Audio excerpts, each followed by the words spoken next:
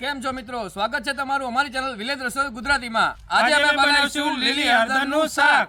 હળદરને આપણે સારી રીતે માટી કાઢીને સાફ કરી દઈશું।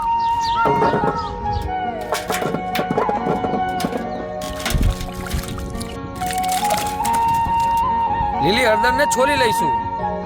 લીલી હળદરને છીણી લઈશું।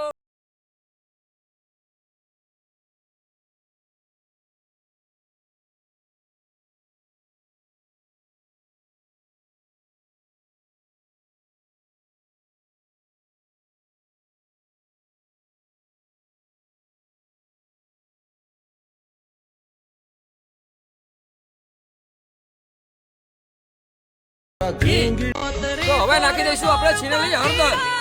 હળદરને આપણે 15 થી 20 મિનિટ ધીમા તાપે શેકશું। સૌપ્રથમ આપણે નાખશું આપણા ખડા મસાલા।